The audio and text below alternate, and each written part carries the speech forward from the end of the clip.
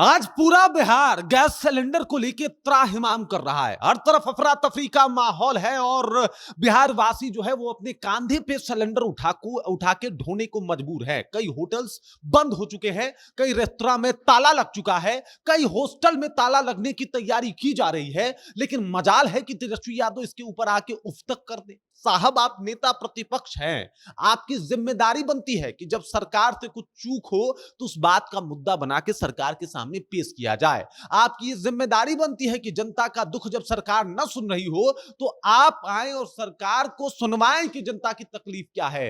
लेकिन अफसोस की बात यह है कि मतलब ये नेता प्रतिपक्ष है और पहली दफा ऐसा देखा गया कि नेता प्रतिपक्ष के ऊपर सरकार हमलावर है। पहली बार ऐसा देखा गया कि सरकार कुछ भी कर रही है लेकिन नेता प्रतिपक्ष के मुंह से ज्यादा चीजें और ज्यादा बातें नहीं निकल पा रही हैं। और यह बात अपने आप में बता रहा है कि सरकार मस्त मौला है, अपने हिसाब से काम कर रहा है। और अभी स्थिति यह है कि लोगों की पीड़ा, लोगों की वेदना जो है वो सरकार तक नहीं पहुंच पा रही। और इधर तेजस्वी यादव हैं, उनको इन सब चीजों से मतलब ही नहीं है। वो अपने दुनिया में मगन है, खुश हैं, वो अपने दुनिया में काम कर रहे हैं, वो पता नहीं क्या कर रहे हैं। मतलब ये समझ में ही नहीं आ रहा। बीच में दिखे थे कि राज्यसभा के सीट के लिए जो है वो असदुद्दीन ओवैसी से डील वील कर रहे थे, लेकिन स्थिति क्या है ये देख लीजिए। कुछ भी चीजें क्लियर नहीं हो पा रही। जब पूरी कहानी आपको बताऊंगा तो सवाल तो उठेगा ही ना कि तेजस्वी यादव काहे गायब है भाई। वो काहे नहीं इस मुद्दे को जो है वो अपने तरीके से रख रहे हैं। वो क्यों नहीं उठा रहे कि एलपीजी का जो सिस्टम जिस तरीके से काम कर रहा है, जिस तरीके से काला बाजारी हो रही है, जिस तरीके से बिहार की जनता परेशान है,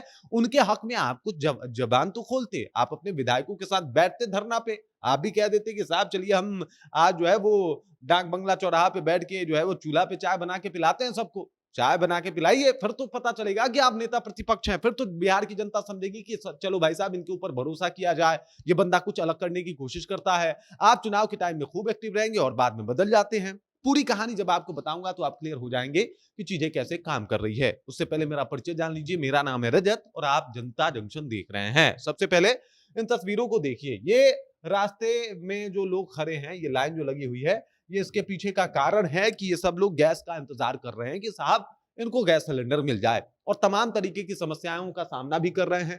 कई होटल पटना में बंद हो चुके हैं, कई होटल पटना में स्थगित किए जा चुके हैं, कई गर्ल्स हॉस्टल और बॉयज हॉस्टल में ताला लगने की नौबत आ गई है। मेस का खाना जो लोग खा के पटना में जी रहे थे, उनकी स्थिति दुभर होने के नौबत पे आ गई है, कगार पे आ गई है। और ऐसे में जब पूरा बिहार त्राहिमाम त्राहिमाम कर रहा है, चाहे वो अफवाह हो, चाहे कोई बात हो, उस दौरान तेजस्वी यादव चुप है। उस दौरान तेजस्वी यादव को इन बातों से कोई फर्क ही नहीं पड़ रहा है, ऐसा प्रतीत हो रहा है। अरे भाई, अगर आप नेता प्रतिपक्ष हैं तो आपकी क्या जिम्मेदारी है?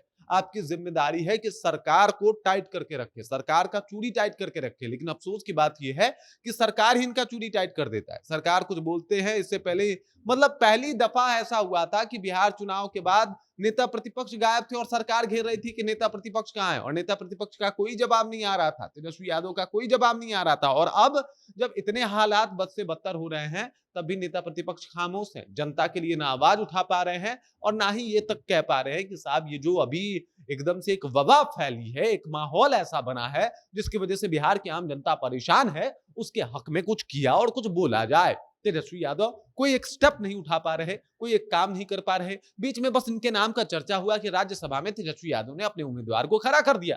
उसके बाद जाके असदुद्दीन ओवैसी से एक मीटिंग कर ली, उसके बाद अपने विधायकों से मीटिंग कर ली। हो गया भाई साहब, तेजस्वी यादव की राजनीति हो गई।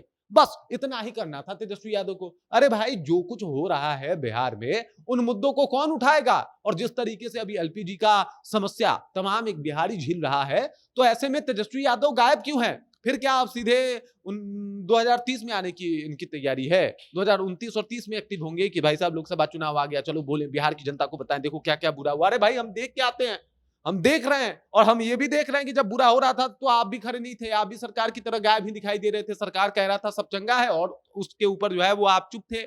आपसे बेहतर तो रोहिणी आचार्य एक्टिव हैं, लगातार सरकार की बखिया उधेड़ रही हैं, लगातार मोदी जी को, सम्राट चौधरी को, नीतीश कुमार को टारगेट करते हुए ये कह रही हैं कि बिहार की स्थिति बद से बदतर है। आप लोग झूठ क्यों बोल रहे हैं? सच सच बताइए कि बिहार में क्या समस्या है। और ऐसे में सरकार घिरती हुई दिखाई भी दे रही है, लगातार ताबड़तोड़ पोस्ट करती हुई दिखाई दे रही है। लग रहा है कि साहब अकेले नेता प्रतिपक्ष की कोई भूमिका निभा रहा है तो आपके घर से निकाले जाने के बाद भी वो रोहिणी आचार्य हैं। आप तो कर ही नहीं पा रहे, आप बोल ही नहीं पा रहे। कोई डर है, कोई भय है, क्या है? अलग-अलग तरीके की अफ़वाहें जो है वो सोशल मीडिया पे और लोगों के बीच में उड़ती है और तेजस्वी यादव खामोश है, कुछ नहीं बोल पा रहे। आज बिहार की जनता लाइन में लगी है, लेकिन तेजस्वी यादव खामोश है, कुछ नहीं बोल पा रहे। अब बताइए उनको बोलना चाहिए कि नहीं बोलना चाहिए? नेता प्रतिपक्ष की ज़िम्मेदारी उनको निभानी चाहिए कि नहीं निभानी चाहिए?